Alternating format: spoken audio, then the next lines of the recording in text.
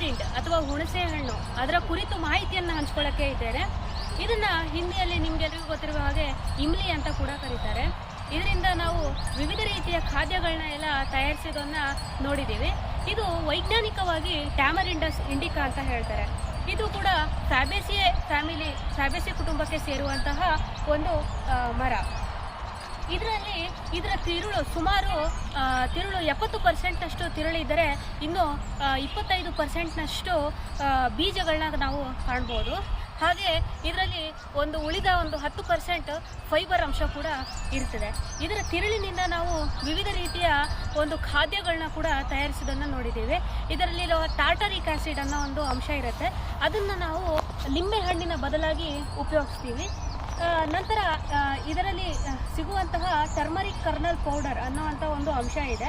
ಈ turmeric kernel powder ಅಂದರೆ ಆ ಬೀಜದ ಪುಡಿಯನ್ನು ನಾವು ಚರ್ಮದ ಒಂದು ಉದ್ಯಮದಲ್ಲಿ ಅಥವಾ ಒಂದು ಬಟ್ಟೆ ಉದ್ಯಮದಲ್ಲಿ ಅದರ ಬಣ್ಣವನ್ನು ನೀಡೋದಕ್ಕೋಸ್ಕರ ಉಪಯೋಗಿಸ್ತಾರೆ.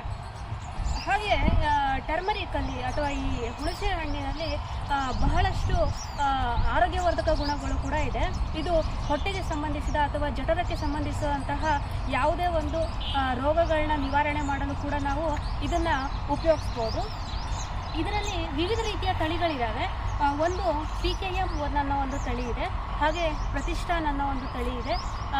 ನಂತರ GKVK 6, GKVK 33 ಅನ್ನುವಂತಹ ವಿವಿಧ ತಳಿಗಳನ್ನ ಇದ್ದಾವೆ. ಈ ಸಸ್ಯವನ್ನು ನಾವು ಅಥವಾ ಈ ಮರವನ್ನು 2 ರೀತಿಯಲ್ಲಿ ನಾವು ಸಸ್ಯಾಭಿವೃದ್ಧಿ ಮಾಡ್ಬೋದು. ಒಂದು, ಇದರಲ್ಲಿ ಸಿಗುವಂತಹ ಬೀಜಗಳನ್ನ ಉಪಯೋಗಿಸಿ, ಇನ್ನೊಂದು ಕಸಿ ಮಾಡುವ ಮೂಲಕ ಕೂಡ ಉಪಯೋಗಿಸ್ಬೋದು. ಇದರಲ್ಲಿ ಬೀಜಗಳನ್ನ ನೆಟ್ಟ ಬೀಜಗಳು ಸುಮಾರು 12 ರಿಂದ 15 ತಿಂಗಳ ನಂತರ ಅದು 75 ರಿಂದ 100 ಸೆಂಟಿಮೀಟರ್ ಎತ್ತರ ಅಷ್ಟು ಬೆಳೆಯುತ್ತದೆ. ಅದನ್ನು ನಾವು ಮುಖ್ಯ ಏನು ನಮ್ಮ ಫೀಲ್ಡ್ಗೆ ನಾಟಿ ಮಾಡ್ಬೋದು, ಅಥವಾ ಕಸಿ ಮಾಡಿದ ಸಸ್ಯಗಳನ್ನ ಕೂಡ ಉಪಯೋಗಿಸ್ಕೊಂಡು ನಾಟಿ ಮಾಡ್ಬೋದು.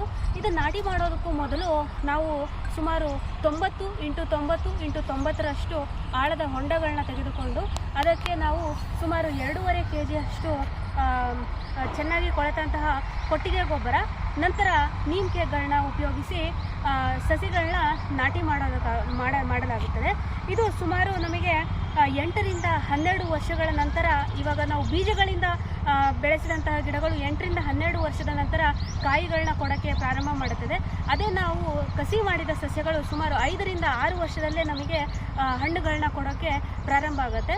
ಸುಮಾರು 25 ಟನ್ನಷ್ಟು ಬೀಜಗಳು ನಮಗೆ ಸಿಗುತ್ತೆ. ಹೀಗೆ ಇದಿಷ್ಟು ಟ್ಯಾಮರಿಂಡ್ ಅಥವಾ ಹುಣಸೆ ಹಣ್ಣಿನ ಮರದ ಕುರಿತು ಮಾಹಿತಿ. ಧನ್ಯವಾದಗಳು. ಇನ್ನು ಇಂಥ ಹೆಚ್ಚಿನ ವಿಡಿಯೋಗಳನ್ನು ನೋಡಬೇಕಾದ್ರೆ ಸಬ್ಸ್ಕ್ರೈಬ್ ಮಾಡಿ ನಮ್ಮ ಚಾನೆಲ್ ಕೃಷಿ ವಿಜ್ಞಾನ ಕೇಂದ್ರ ಕಲಬುರಗಿ.